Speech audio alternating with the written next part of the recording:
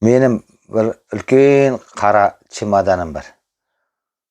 Соны кеше ашып қарадым, көптен қараған жоқпын ғой деп. Ішінде көп газеттер, журналдар, Айна газетін білесіздер ме? Мынау санаулы өмірімнің ең қызық кезеңдері Батыс Қазақстан облысының мәдениеті мен баспасөзінде өткен екен. Шіркін-ай дейтін. Мынау Ғарифолла Құрманғалиев атындағы Батыс Қазақстан облыстық филармониясының 40 жылдығына 2006 жыл шыққан. Бүкіл тарихы жаңағы ішінде барлық суреттер, Рафқат Халидтің фотоқорынан дейді. Енді мынадай Ғарифолла Құрманғалиев атындағы филармонияға байланысты. Бұл да менің қолымнан. Мынау Батыс Қазақстан облыстық әмбебап кітапханасы Жұбан Молдағалиев атындағы. Ескі кітаптар, осылардың өзім қолыммен фотоға түсірдім. Барлық шаралардың басына аяғына қатысып, 300-ден ән өздірген Мұхит Мералұлы. Мынау Атамекен ән байқау Қаратөбенің Ескендір Хасанғалиевтің сол кезде әртүрлі кезеңдердегі түсірген суреттеріне шыққан халық шығармашылығы орталығы. Орал қаласы деген алғашқы кітапша журналым. Ішінде осының таңдаулы фотоларым енген. Шамғон Қажығалиев атындағы дирижерлар байқауы. Мына бір сурет, менің қызық суретім. Казахстанский правда газетіне шығыпты да, астына басқа біреудің аты Қарағанды қаласы деп шыққан екен. Кейіннен кешірім сұрап хабарласып жатыр ғой.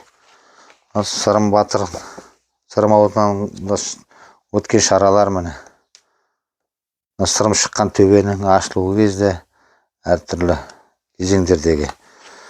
Ең қызық сәттерім осы баспасөз бен мәдениетке арналған. Енді мына қызықты қараңыздар. Мынау Қаратөбе ауданындағы Еңбекту газеті бұйырса ертең 95 жылдығы. Қазір Қаратөбе өңірі деп аталады. Мұнда менің жақсы балалық шақтарым өтті. Көптеген ағайлардан тәрбие тәлім алдым. Оқушы кезінде осы газеттерге мақала жазып отырдым үзбей. Құсманов ағамыз редактор болды.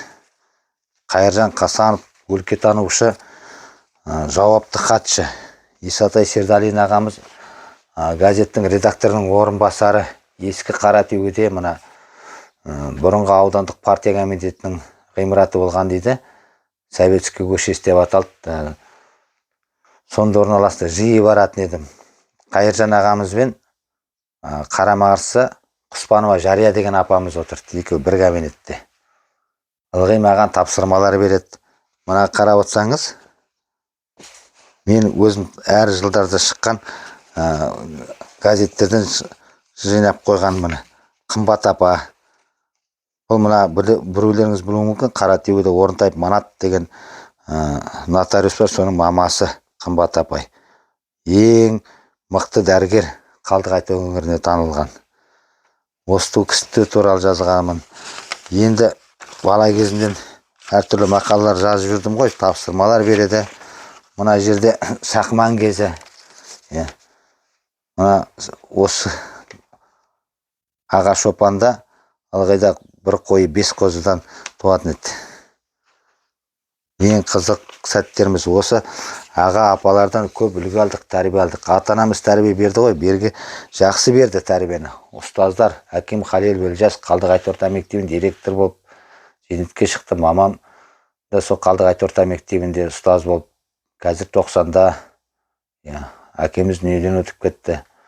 Тәлім тәрбиесін алдық. Енді көбіне осы мына газеттің ұжымы, көптеген аға апалар ортада көп жақсы тәрбие берді, тәлім берді.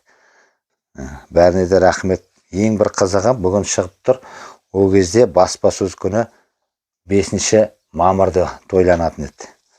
Жасты Қалиев Рафқат Қалдығайты орта мектебінің оқушысы аудандық газетке жастар өмірін жариялауға ат салысқан үшін баспасөз күні құрметінен наградталады дейді. Аудандық комсомол комитетінің хатшысы Ерғалиев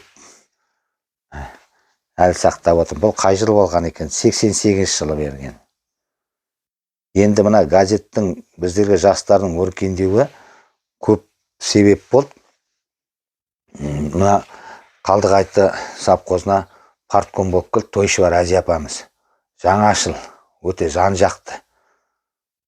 Жастармен жұмыс істеді, тартты, көп жаңағы білмегенімізді үйретті. Кейіннен аудандық партия комитетінің хатшысы болғанда осы газетке бірден бір жанашыры болды.